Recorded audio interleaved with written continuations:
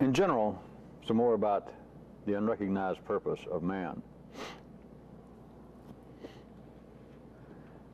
And I'm going to draw in several things from the last few weeks, some continuations that I wanted to give you a few weeks to ponder.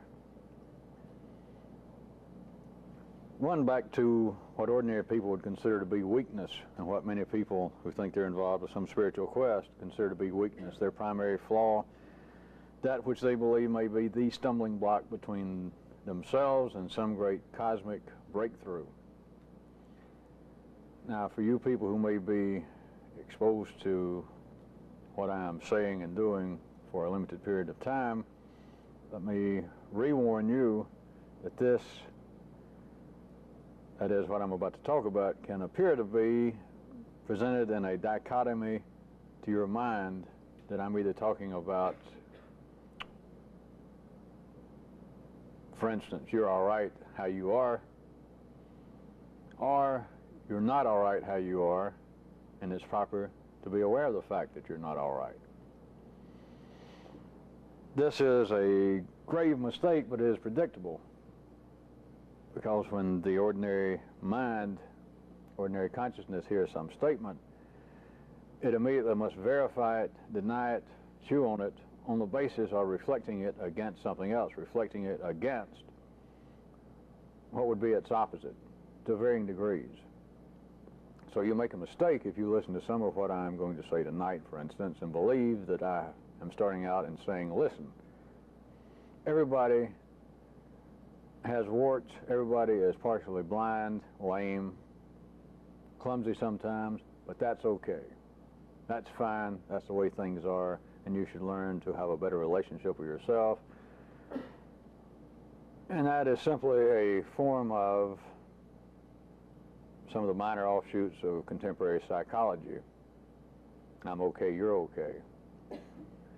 That is a mistake, but it is also a mistake to believe, as many people, the other part of the world at any given time would believe, as they're forced to believe, that I am not okay.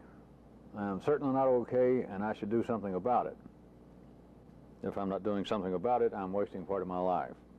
Given those two possibilities, those two choices, let me point out to you that neither one of those are correct. Trying to keep that in your mind,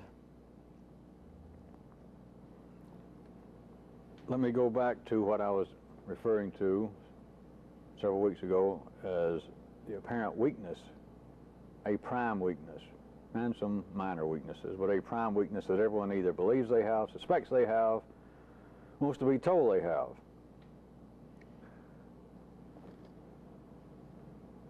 For the sake of verbal map drawing, as I did before, I can go along with the terms and say, all right, everybody apparently has a weakness. We got to talk about something here. We spent $7 or $8 on this videotape. It's got over an hour on it. So I'll go ahead and use the term of the apparent weakness. The mistake, that is the very thing the ordinary consciousness can't see because of the fact of it putting itself in the center of everything. That ordinary consciousness radiates electrically, chemically, from this very mechanical sense of I, this sense of one's individuality.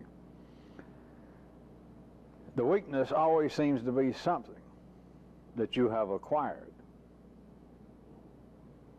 And there, Horatio, is the rub. Weakness, I remind you, is still not the proper term, because there is no proper term. But sticking with this description for a bit, and this term, this so-called, this apparent weakness is not something you acquire, it's something you are. An ordinary consciousness operating unknowingly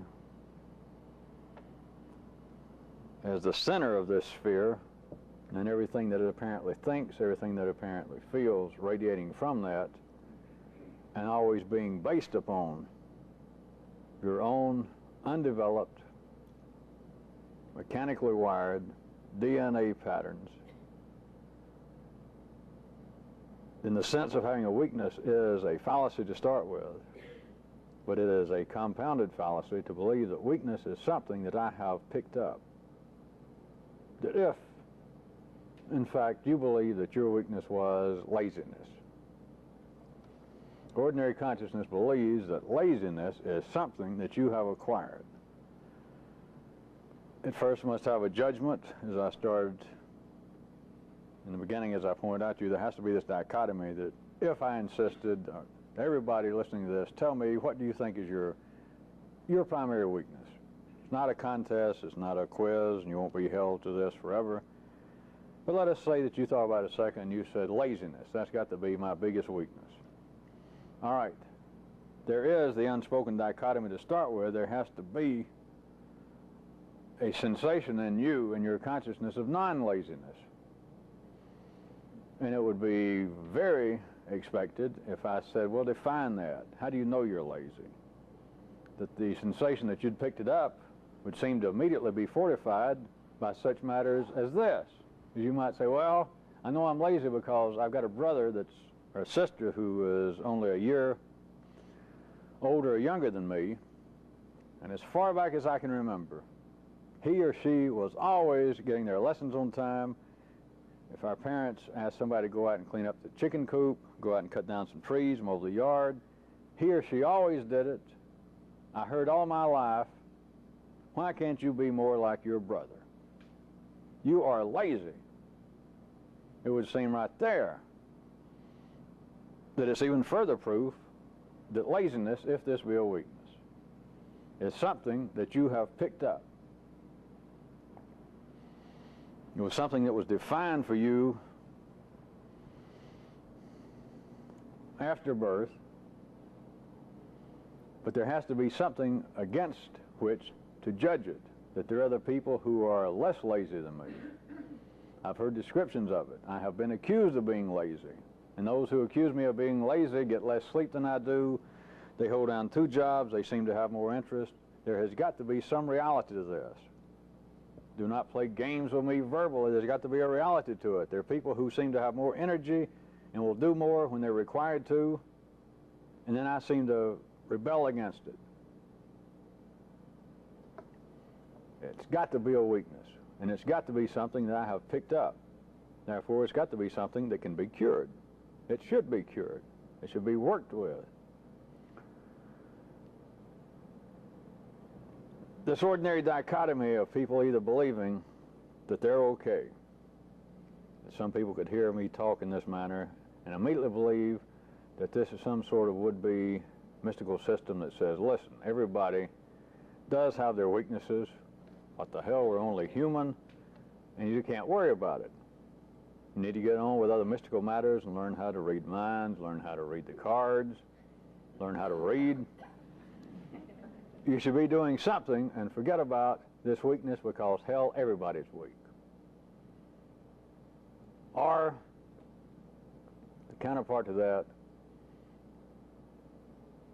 is that which is more expected in would-be religious, self-help, mystical, blah, blah enterprises, to wit, hey, we're all weak, and that's what this is for. This is to build strength, character, to make you not Steely Dan, but to make you steely, to give you mystical strength. We're all either lazy, deluded, jealous, greedy, all those bad things that the gods don't want us to be. Where ordinarily people do not have the opportunity, they don't have the impetus to work on this, they don't have the companionship, and by God, you people came to the right place because here we're going to work on that. That is the purpose of humanity. All the religions tell you that, all of you suspect that. It's to clean up your act, it's to hone down all the sharp edges, clean up all the ragged pieces where you were stitched together, all the places that you've been kicked and pummeled.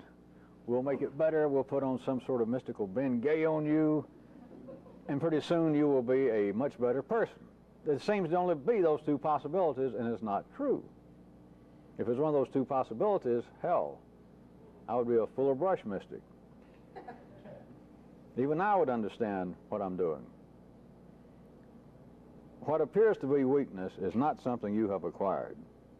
The reality behind people, including me, when I'd used the term in the past of everyone has a place where their foot's nailed to the floor, and that people apparently can move about and shake their arms, and they can do a foot back here, and they can turn this way and that way, and yet when you get down and look at people, when you get down and look at yourself, that which is past for change, that which is past for everything from irritation to designs on a cosmic breakthrough, has always happened to you within a radius of what, 3 or 4 feet, that you can turn around, you can do this, but no matter what you do, you end up standing right where you were standing.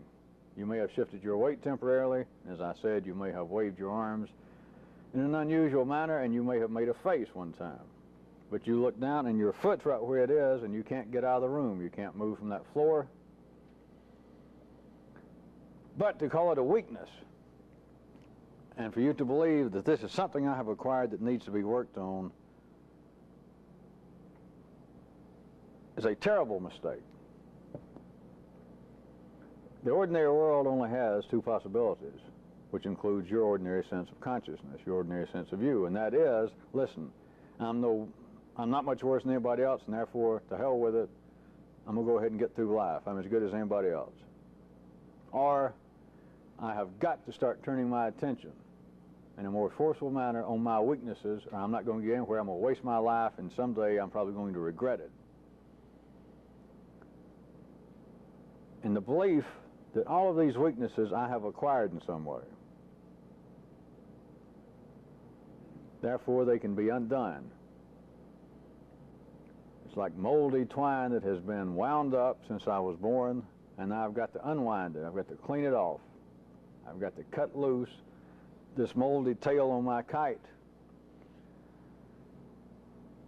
This is part of the hobby of being alive. This still serves the purpose, aids man's purpose in serving life, of transferring energy. Of the organism of humanity continue to move. It is agitated. It is functioning. It is organic. That, for the sake of what we're talking about now, although ultimately sophistic, that there is a kind of continual organic irritation going on by one camp saying, hey, everybody quit bugging me, I'm no worse than you are, I'm no worse than the average person, and I don't have time to fuck with it. I'm not going to. And then the other camp saying, my oh my, I am glad that I understand that man's purpose, according to my religion, my father's religion, is for man to develop himself, to draw closer to the great cosmic spirits. Therefore, I should be working on myself.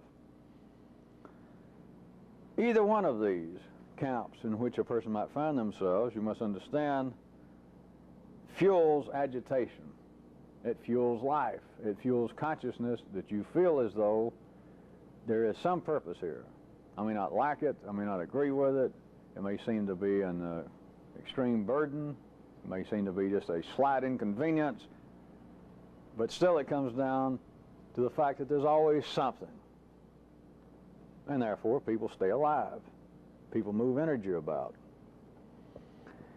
But insofar as trying to do this, the whole thing of everyone believing, I'm going through all of this to get to a semi-temporary, passing, ephemeral, non-concluding conclusion for this paragraph, as always, to point out to you that once you begin to see it, the idea of working on a weakness is one of life's great little witticisms. Because as long as you're attempting to work on something on the basis that I have acquired it, it is like a wart, it is like a growth, it is an irritation that is turned into a scab, a discoloration on me, on my psyche, and it's something that I need to work on and to polish down, to clean up, and it can be done. That will keep you functioning. That will keep you in the mainstream, just as much as the lesser number, but equally as mechanical and as necessary and as valid, of people who say, don't tell me that I am weak and warty and discolored. Look at yourself. Whole damn world's that way. Give me a drink. stand back. But those attempting to do this strange thing, it takes better than binary sight. You got to get past viewmaster consciousness. You've got to see that what I've described amounts to two legs of the necessary triad. You've got to see on your own that there is no such thing as environment. It's just not. There is no something that made me do this. That to use ordinary consciousness terminology, as I point out to you, the best you can say, if there was an environment, it is simply everybody else's genes. Same kind of question I was pointing out to you last time, the same kind of very fishy situation of where does tension come from? Why am I tense? And it's always something out there that's caused me to be tense. But where is this? Is it a black hole from whence cometh tension? Is it a Pandora's box that is periodically open and tension flows out? Are the people simply wired up on this planet to be carriers of tension? And you're subject to it. It all seems, without any analyzation, to be absolute proof. Just ordinary consciousness really needs no proof. There is an environment. And I refer you back to my great equation of I plus not I equals everything. Ordinary I feels as though I am being put upon, I'm beset by, I am pushed around, well, of course like everybody else, unless you are absolutely psychotic in the ordinary sense. But your feeling is that not I constitutes the better part of the left-hand side of the equation. I am subject to not I. I just am. I'm subject to other people's whims. I'm subject to other people's attitudes. Therefore, there is an environment. But that is an absolute beautiful example of binary sight, because it does not take into account the fact that it can't be that way, or else ordinary consciousness would have to turn the situation over and ask, all right, if everybody else has the same kind of equation, and all these other people cannot be my not I, and at the same time be their own I.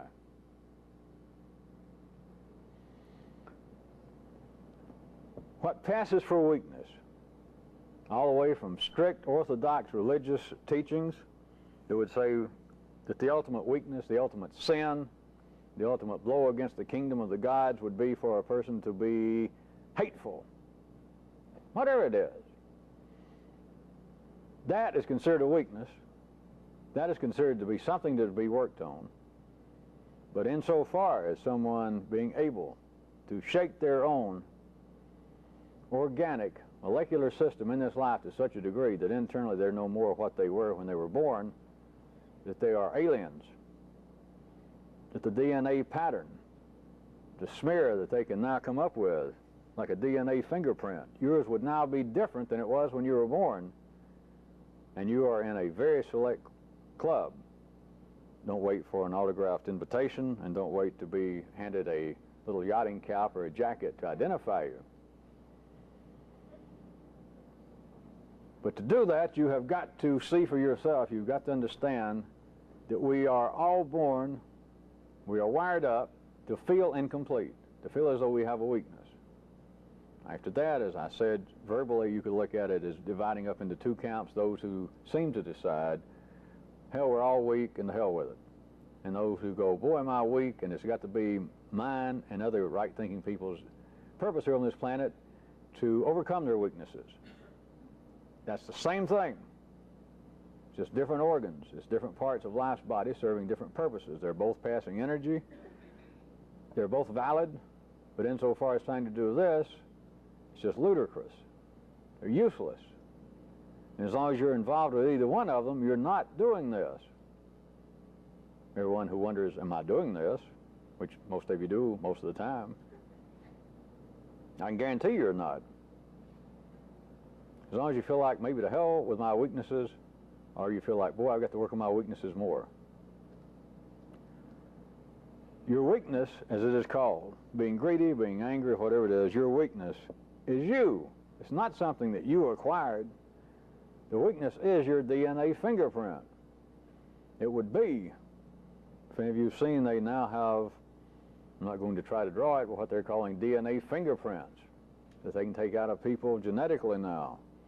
Chemically, they can take it out, and as far as I can tell now, there'll be a DNA print, runs down a line of different shaded lines the way they're printing it now. The one I saw, a series of horizontal lines, and that no one else in the world, this series of lines will exactly match yours.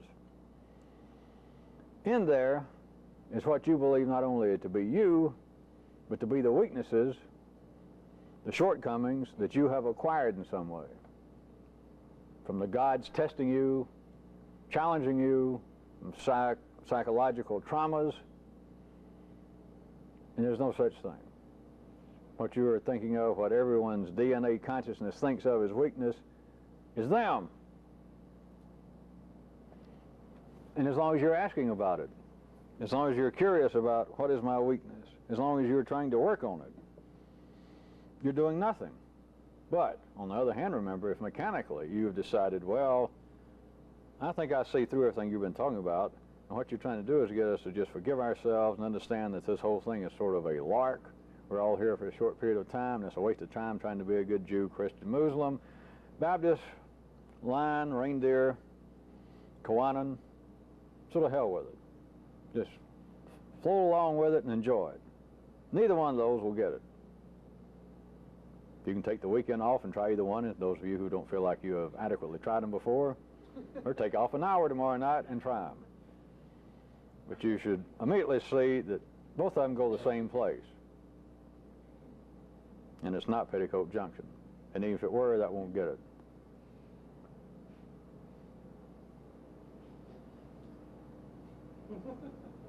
Perhaps an example would be apropos at this point. And if it's not, to hell with it, because I'm going to give you an example. I used to know a person, and I'll bet all of you have known somebody similar to this, but I knew a person. And this person continually, as long as I knew them, would have reason, they said, to get up at various times in the morning. Job, whatever. And as long as I knew this person, they never ever got up at the time they set the clock for, or said they would. Never. And then, for periods of time, when I was around this person at that time, the person was mad. They were always in a hurry. In other words, they got up and it was late. I could hear the clock in another room go off. I'd have to go turn the clock off. I'd holler, hey, your clock's... Anyway, trust me. They would never get up when they decided that they should. And so then, for a period of time, and it probably went on after I saw them, but at least the time I was around them then, they were suddenly behind and mad. And God forbid you got in their way or say anything like, could you hand me a biscuit? They'd look at you like, you idiot, don't you know I'm late? You're the one who came in and told me I was late. Just mad as hell. And I knew this person for a long time, and I assure you that they'll be doing the same thing wherever they are now. But I want you to understand that that is what they were at that time. The time that they left, when I was around them, they got up and they were mad. They were mad at you. Not necessarily unless you, like I said, interrupted them and said, would you hand me a biscuit? Hey, when you're down the hall, would you throw me a towel? I'm going to take a shower too in a few minutes. I'm going to leave. Whatever it was, life, as far as they seemed, I'm just, of course, putting words in their psychological mouth. But they were treating it like somebody, not I. Not I.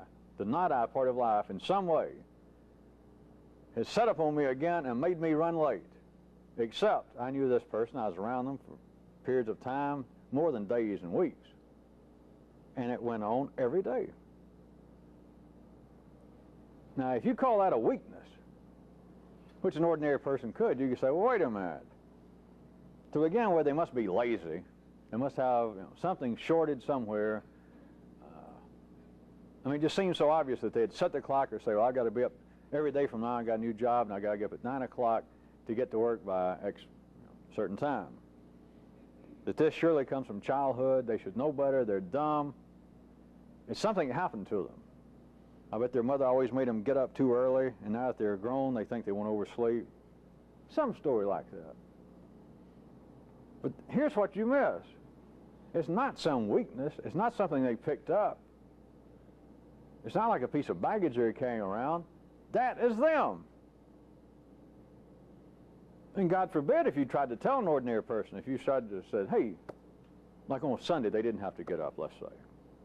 And you caught them somewhere and you sit down and say, let's have a cup of coffee and a Danish. And let me point out something weird to you. You don't seem to know it. We're good friends, are we not? And they say, okay.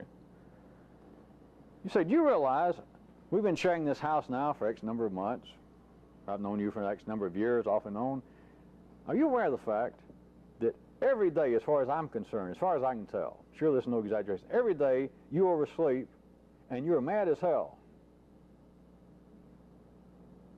You're late. There seems to be pressure and you're mad as hell. But do you realize you do it every damn day? Now, if you think the person is going to go, oh my God, they got no occasion to go, oh my God. They got no occasion to, quote, see the light, because there's no light to see. They don't feel like they're in the dark. There's no point to it, as far as they're concerned. Because it's them. They cannot separate from it. They could say, you're right. I've been lazy all my life. When I was a kid, I overslept. I can still remember it all the way through elementary school, secondary school. I can remember I was late. I had to take in notes. I don't know what it is. It must be low blood sugar. I never liked school. I always felt like I was an outsider. Maybe I didn't want to go to school. I've never had a job I like. Since I've got grown and on my own, I've never, ever had a kind of decent job I deserve. And I guess I just hate it, and I hate to get up. That all sounds fine. But if you said, hey, none of that's true, that's you. So what's the point? That doesn't make any sense. What's the point of that? Of course, you'd be a fool to try to tell an ordinary person that, but if they showed some interest and went, well, what do you mean that that's me? If you say, well, that's just you. And they say, well, what's the point? Why do you tell me that? Well, I just want you to see it's just you. It's not a weakness. It's not something you picked up from your mother making you get up, or the kids at school not treating you fairly and you didn't want to go to school. That's not it. That's just you. It's you to be always oversleep and then to be pissed about it. They can say, well, all right, I oversleep sometimes. You're right. I don't get up. And I guess the tension, I didn't mean to take it out on you since you're around, but I guess so, that I do perhaps feel a little tension and maybe act a little short. But why are you telling me this? I know that. To an ordinary person, they're right to say, why are you telling me this? Why are you telling them that? There's no point to it. It's going nowhere. What's the purpose in it? Nothing. But you people have got to see the four-dimensional folly of this. That is not something to work on, oversleeping. It's something to see that that's me. I oversleep and I'm pissed about it. But if you take the description any further than that, ordinary consciousness is going to start cutting it up into whose fault it is, why I do it. There is no why. There is no who. You are not the Sun King. You're not Louis revived. Everything does not flow from you, and it's you being late and then having to be tense about it, but there's some reason for it. There is no reason for it. It happens. The man says, well, sit right there. And you go and you sit. And they fix up the lights, and he says, turn your head this way. And you turn your head that way. You say, well, how about straightening your tie so crooked? You straighten your tie. And he says, now smile. And you smile. It's everywhere. Your car's not running correctly. You're not thinking about a power play. You pull into a service station, or you pull into a place that says, Fred Shade Tree Mechanics, mechanical work done here. And you pull in, you say, my car is kind of running bad. He says, tell me how it does. You say, well, it kind of chugs along and it makes a weird noise. Like what? It kind of goes, ka-chugga, ka-chugga. Do it again. Ka-chugga. All right, leave it. Fine.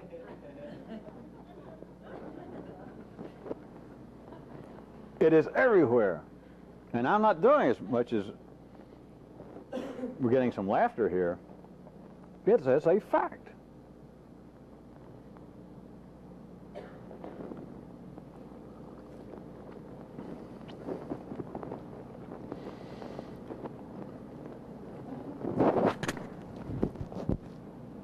I will mention, before we turn the tape over,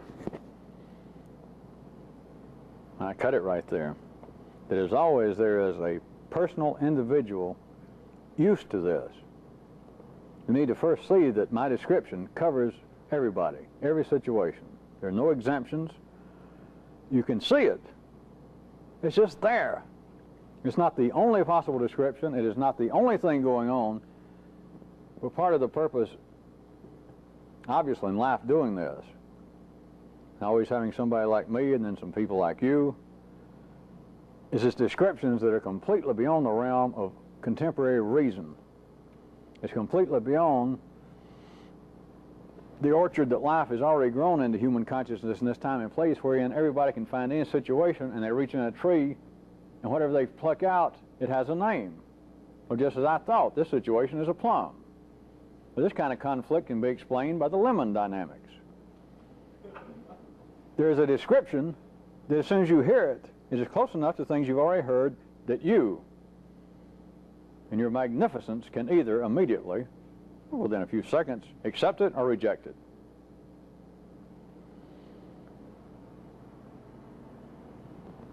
But the description I have given you is not just funny. It's not just in some way clever, and I didn't just select examples. I'll stand here and I can think of more, or I could start letting people just holler out. I think I went pretty far afield. I jumped from rabbis to photographers, carpenters, aluminum siding salesmen. There has got to be a power flow going on, or there'll be no relationship. There will be no dance. There'll be no triad extant. And someone is being dominant in that situation, in that triaxial dance at that time in that place. Somebody has got to be dominant, and there's got to be somebody else in that position who seeks. To begin with, you may look at it this way. It's not necessarily correct. You may look at it that they just simply put up with being submissive. Because your ordinary consciousness may tell you, well, to go to a doctor, you've got to be submissive. You can't tell him his business. Be that as it may, in the situation, there is a power flow going on, and a doctor will not be a doctor if he says, take off your clothes and I'll be back in a minute. You say, take off your own damn clothes. But he walks out of the room and you stay right behind him and you follow him, perhaps nude. Or a man in some religion comes out with all these garbs on in some kind of ritual, and he begins doing smoke and throwing stuff out, and the people in front say, get that crap away from me. Or people begin to laugh and say, good grief, where'd you get that suit?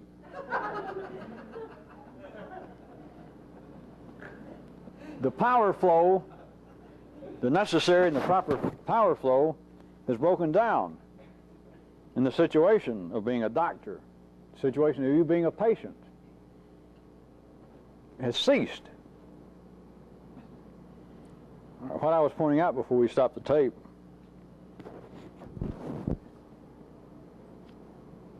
as always, there is a purpose. There is a potential purpose that you can use this for. And that was my hint. That's why I led you down that little primrose path of pointing out that there has to be seriousness involved. It is a must, an absolute must, for any power flow to take place. And so if that's the case, and if for whatever reason, God knows whatever reason, any of you people decide that there might be some benefit in trying to upset the normal power flow within this apparent partnership within you, I was trying to give you a backhanded hint.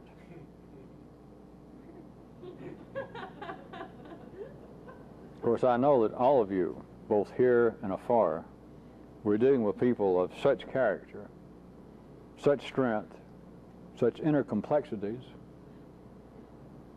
Well, if you can't be taken serious, what can you be taken for? Well, that didn't sound exactly right, did it? We won't go into that.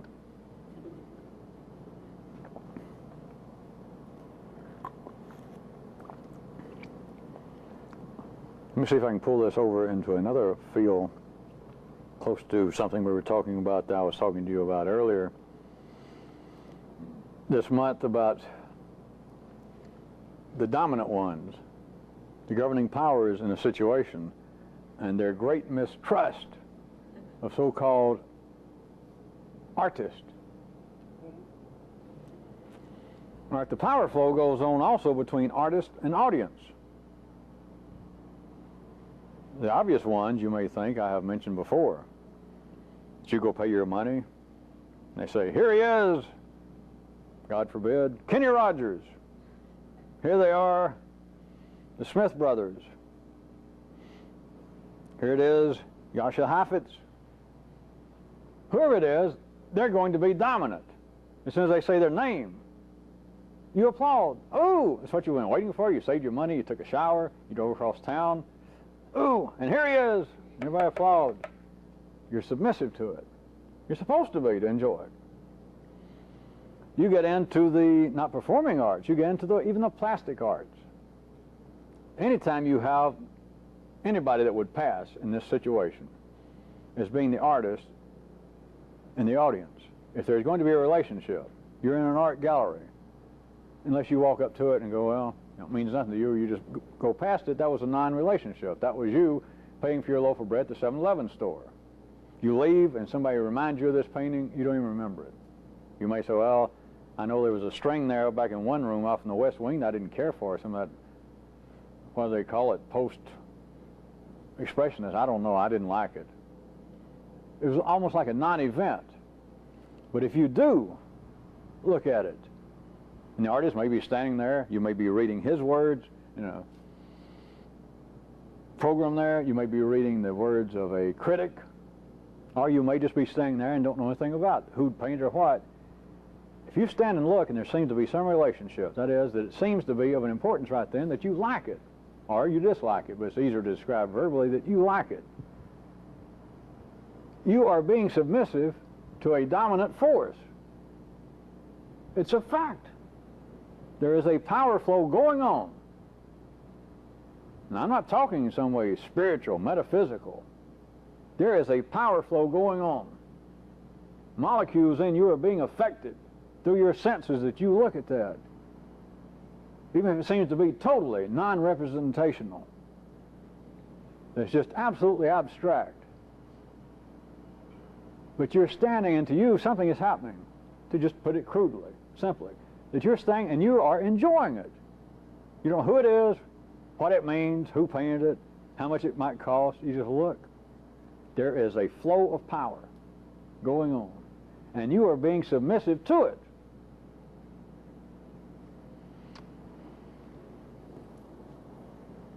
Something I brought up several weeks ago when I was mentioning this, that I did not pursue, and now I'm going to bring it up again.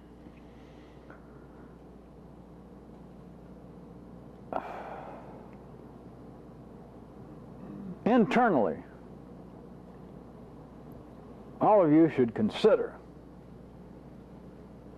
that to varying degrees, even those of you who are artistic, those of you that have talent, those of you that have interest in the arts of some kind, needlepoint, painting, music, photography, woodworking, whatever, even though you may have such an interest, what I want you to see is in general, in the power flow of the dominant and the submissive in you, of that which apparently at any time is constituted by the governing body, the governing force in you, and then that which is governed.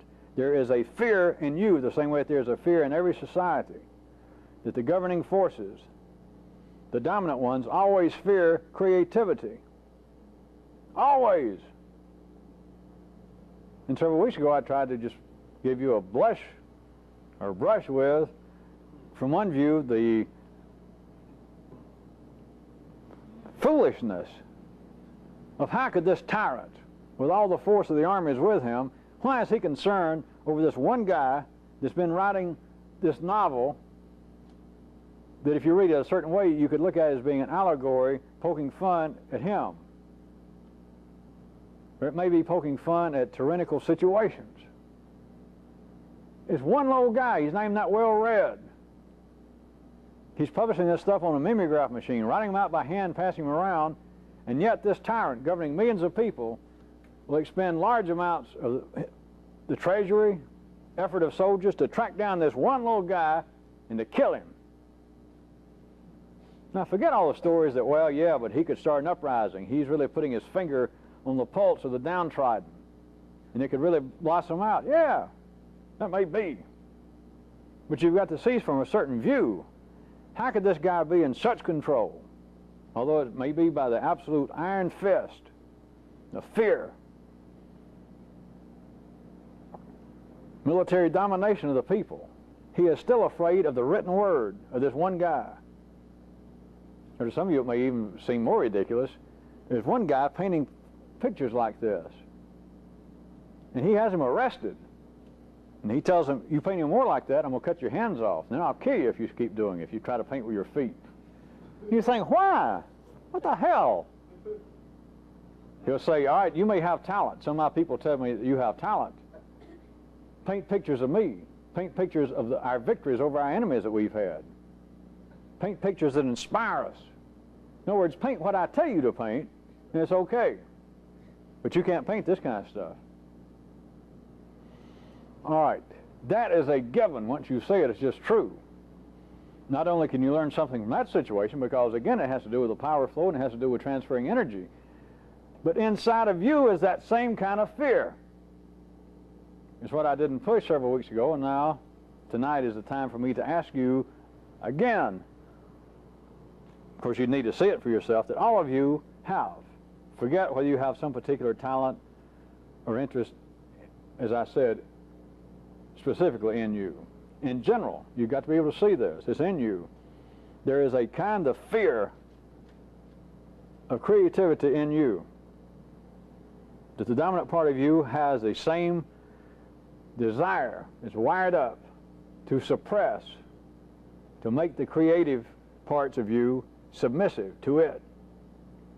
That you might as well have a tyrant in you that says, listen, you cannot paint non-representative paintings like that. You cannot write discordant music. That he says, as far as I'm concerned, music stopped. If we're in the Western world, music stopped about 1880, and you're not going to be writing that kind of goddamn serial music. And I don't hear anything that sounds like Hindemith, Schoenberg. Just don't do it. It doesn't make any sense. I don't like it, whatever the story seems to be. I'm asking you, what might be going on? Why have you never noticed it? And it's in you.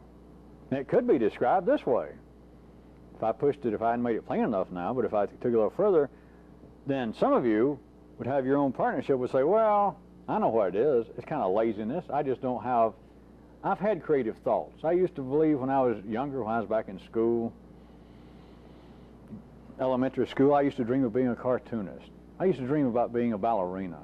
But geez, I'm so lazy, I never did anything. And you said, but you're the same person. I never see you look at the funny papers. I've never been to your house, and I've looked at just a few books in your library. You don't have collections of cartoons or anything. No, I got over it. I just hell with it. Well, hey, I never see you go to the ballet. I've heard you sit and laugh about ballet and stuff like that. Yeah, I know. I guess I just got over it. I don't. Maybe I'm just jealous I didn't do it. I'm so lazy. It appears to be a weakness. Energy is flowing. The power flow is going on. And it is exemplary of what I'm telling you is everyone has inside them at the mechanical level a fear of creativity. That's not plain enough. Let me ask you this. Is it possible that everyone's DNA fingerprint is wired up to have a fear of C-force?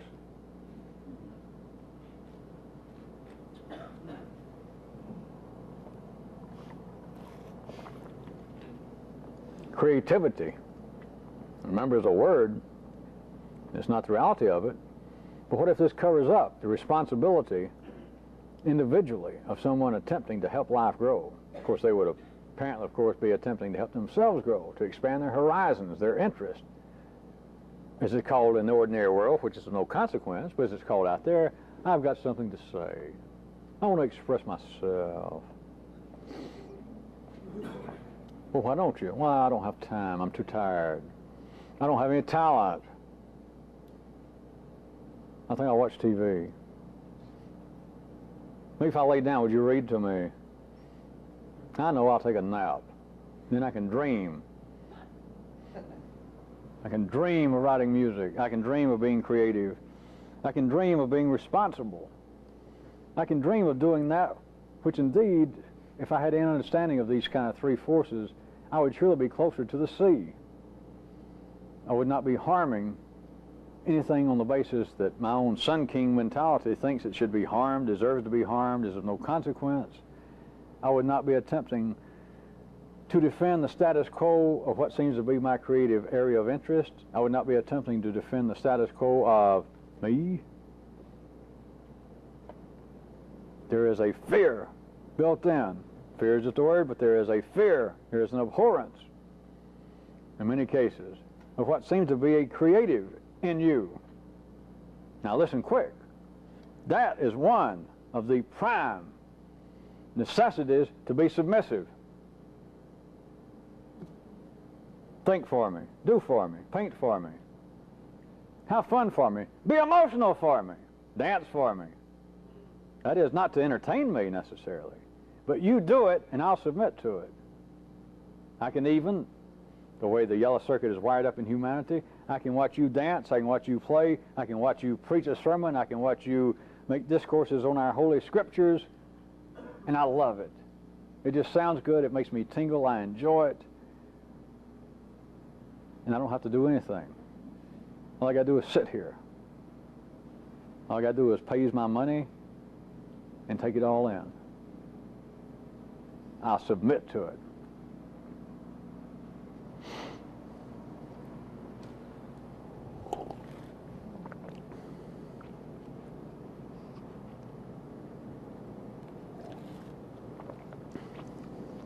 I want to remind you that there are conflicting aims always between the two groups. There's always the conflicting aims between the dominant force and the submissive force. And last week, I was trying to get you prepared for some of this as I was pointing out what should have been, once I pointed out to you the obvious. Those speaking on what appears to be the external political world, those in power have one aim. Their primary aim is this, is to stay in power. And I do not care, as I said, whether we're discussing the tyrants who took over power by force or whether it's apparently somebody freely elected in a so-called democracy or republic. Once they get there, they're overriding. It's genetic. It's genes at work. It is life at work through humanity. Once they're in power, their overriding motivation is one thing and one thing only, and that's to stay in power. You have got to see that that is always, to varying degrees, in conflict with those being governed. They can say, we want such and such, or we may try to overthrow your government. And he'll either shoot them, or he'll say, all right, I'll think about it. Under other apparent external conditions, the people can say, here's what we desire, we want changes made, and if you don't help us, we will vote you out of office. And the person says, fine, let's sit down and discuss it, and I'll see what I can do. But their aims are always in conflict. The aim of the student and the teacher is always in conflict. The aim between the rabbi and the congregation is always in conflict. The aim between parents and children are always in conflict. The dominant and the submissive have conflicting aims from a human viewpoint once you see the obvious.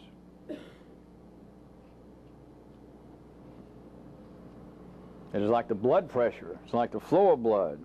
It is like the breathing in and the breathing out in the human organism, though. That of which apparently is in conflict is working together. That there has to be the apparent force and the apparent resistance to the force for any movement to take place, for anything to apparently take place in the 3D world seen with 2D sight. But they're always in conflict within you. What you think of, what ordinary people think of as their personality, their individuality, for them to think, well, I have certain ambivalent feelings, I have certain unconscious motivations that seem at times to be at variance with my conscious plans. Boy, hey, make an understatement to me. What you're harboring within you amounts to two people, two forces with conflicting aims, always. And for anyone to say, well, I believe, just to be honest with you, I believe that I do have certain contradictory aims within myself. If that person was telling the truth, boy, are they lucky. You met an exceptional person. Of course, they're not. They just don't understand it. You are harboring two forces at least in a 3D world, 2D sight, you're harboring forces with conflicting aims, always. There's the dominant who has one aim, to stay dominant, because he must. That if you said in the process, the respiratory process of the human organism, right quick, of course I got to make this up and say that one of them is dominant. Let's say that the inhalation is dominant. It takes effort. You got to, in some cases, you could be physically impaired in such a way that you had to willfully and consciously inhale. But that's the most important, is to get in the fresh oxygen, to get the blood going and keep the brain alive and et cetera and functioning. And then you can say the submissive part is then just the forces of gravity, the forces of physics will make you finally exhale. But that's the submissive part. Let's just say that. You got to understand that you got to have them both, though. You can't inhale forever, you'd die. You can't exhale forever, you would die. So you got to have them both, but they are in conflict. You cannot inhale and exhale at the same time. You can't. And if you were foolish enough to really try, you'd die.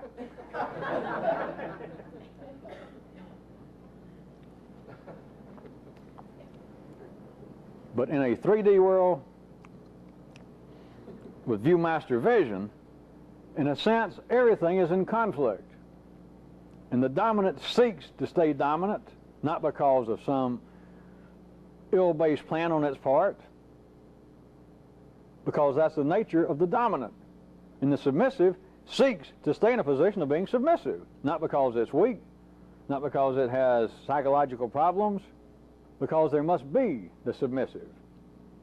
And if where it is being submissive, if its dominant force shifts or dies or goes away, it must find a new place to be submissive. It's its job. It's an organic necessity.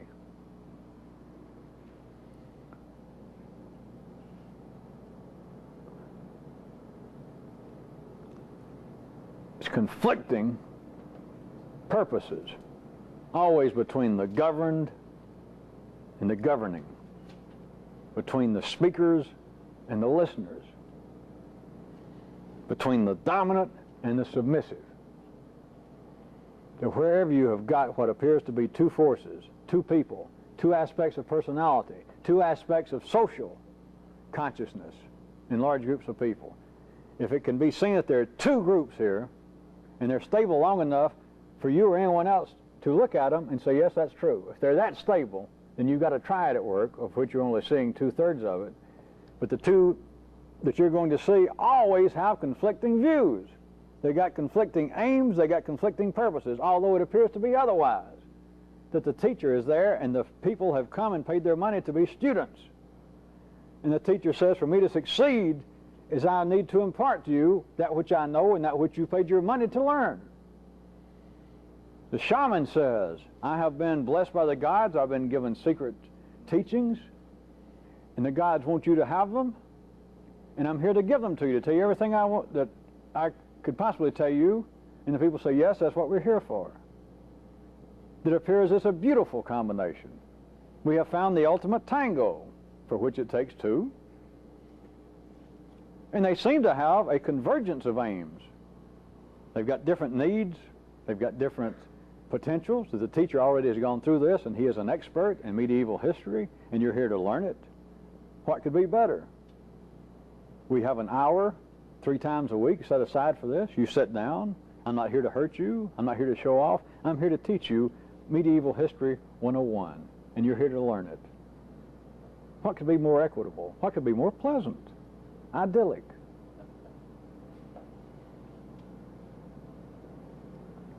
But it's conflicting aims.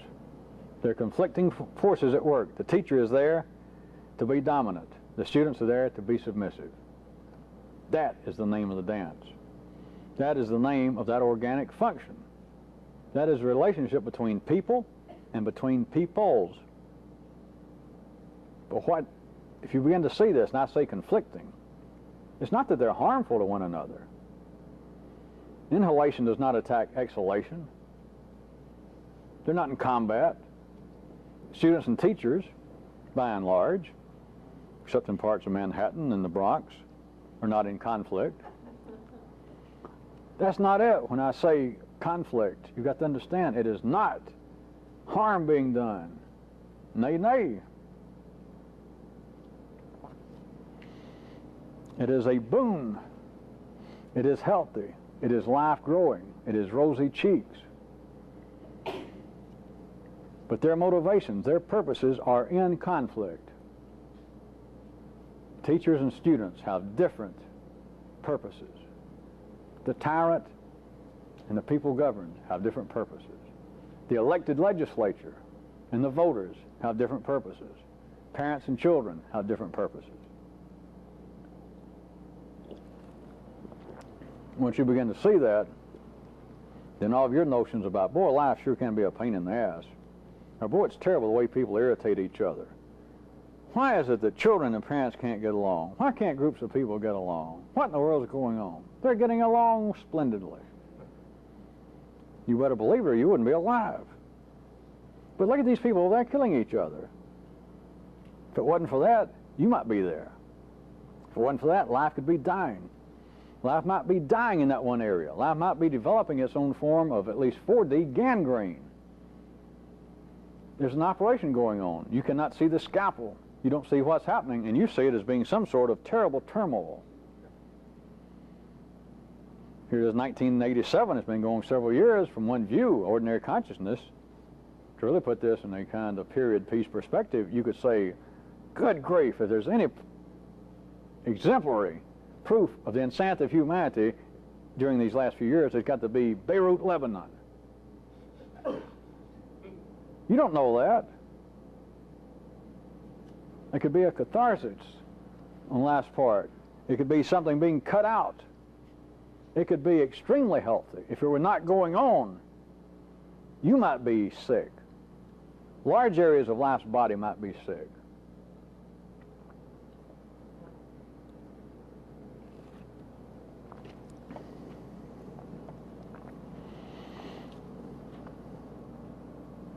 A little more down to earth. Back to one other thing, a couple of things to wrap up that have come up in the last few weeks with questions and our comments. Is there any more of that? A little easier on the gin this time.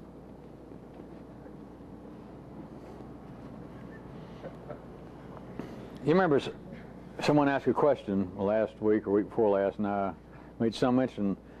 They were asking about the apparent lack of ordinary affection that men seem to show toward women. And that night I made a few short comments, even one joke about what somebody asked about replacing or when passion was missing, and I did my version, I guess, of Betty Crocker, and mentioned that maybe you could throw in some passion, help her. But since there's so many relationships that spring up here, and even in groups out of town, they're just getting this by tapes. People end up attracted to each other, and then they fall apart, and etc. And of course, out in the ordinary world, which is not my purview, but you're all aware of the fact that women, of course, women are very aware of this, and some men are now becoming aware of it through horizontal forces. But women have always realized men are not living, walking around proteges of St. Valentine. So this question about that men seem to have less need, less ability, less interest in just being affectionate. It seems to almost be down to sex as far as the relationship between the sexes with men. And that women seem to have a greater need for a kind of just affection that seems to be lacking in most men. You should be aware of this, you people. And remember, we're not talking about life, and I'm not a marriage counselor. But you should see that there are absolute, just obvious as hell, hormonal differences between men and women. There are molecular differences. I'm just saying hormones, that's one of the, I guess that's the most precise. If we were stuck with horizontal language and description, that'd be the most precise that would fit ordinary terminology. There are differences that are there. As always, at least parenthetically, let me hit you with it one more time. It seems now that men are being made more aware of it. It seems as though looking at horizontal events and horizontal descriptions, that men are now having their, quote, consciousness raised. That maybe we're coming into a new age between the sexes, that now men are beginning to understand that we're no longer necessarily cast in the role of Rambos. And we don't have to hide our feelings. We can now be more in touch with our feelings. Us men can cry and arrange flowers and care for the children and vacuum the floor. We can be more affectionate with women. We don't have to always put on this hard front. And it appears to be, I'm still in my parenthetical comment, it appears to be that there's been psychological problems along the way with men, and that now, for some reason, men are beginning to break out of this somewhat confining psychological shell and going into a new area of consciousness. Now, that does seem that way. It's accepted as a fact out in life. That doesn't tell you anything, and you stay misled. There are organic changes taking place. That is a fact. They normally happen over what appears to be a slow period of time, but it's not something psychological happening. And so those of you who really want to learn something, parenthetically, I'm still there, you should always be curious, find it interesting. Why is it that life deals with humanity, that is, human consciousness, on the level that all of this has been some kind of mistake in the past, and now it's being rectified, when it's no such thing? But that is the way it comes out, and life's responsible ultimately. Life's the one thinking this somewhere, and then having humans think it, into parentheses. Back to the apparent subject at hand.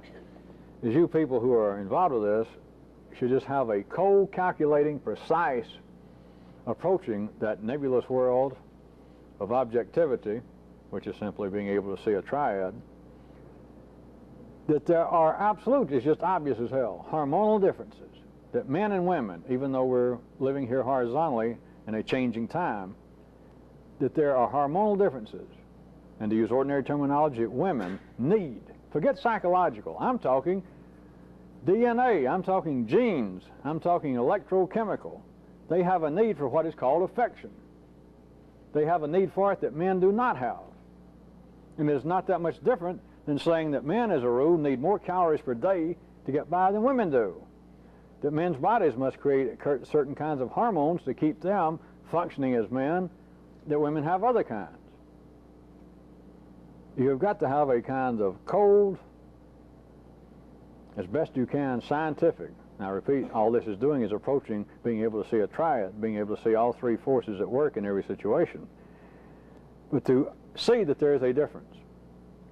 And once you see that, like everything else in this, but now speaking about relationships, you cannot, once you see it, let this, that is the hormonal differences, distort and wreck a relationship.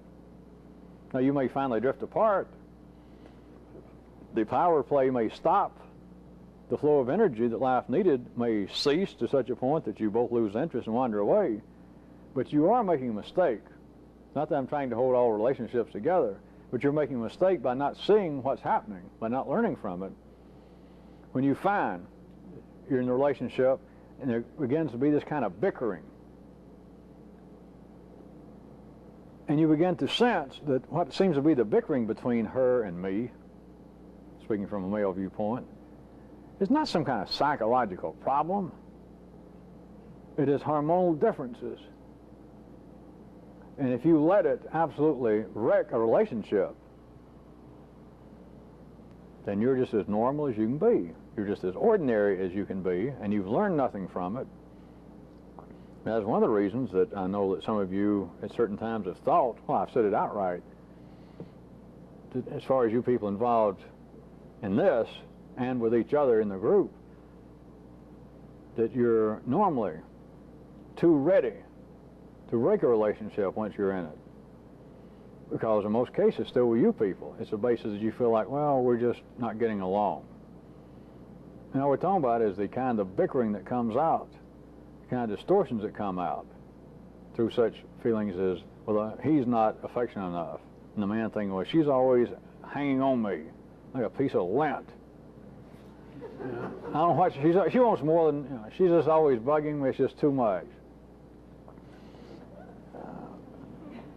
You have missed learning something, and you jump from one relationship, you fall into another, and then sometimes you people write me a note Is there something wrong? Is it a weakness on my part that I have now been with 7 different people in this group in the last 7 months, and I was with 10 last year?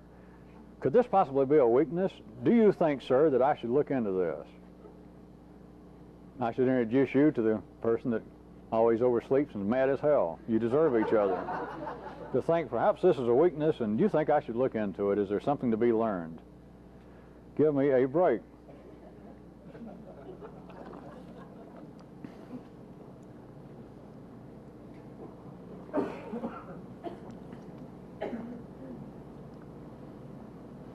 Someday, if not next week, I may expose, if there was such a word, on this, but I'll conclude by just mentioning it. One of life's real good little dirty tricks.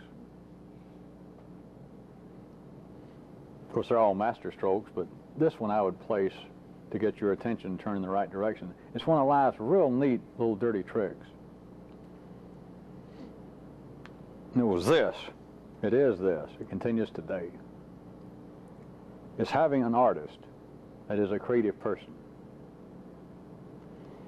Having them ask this. Well, what does it mean?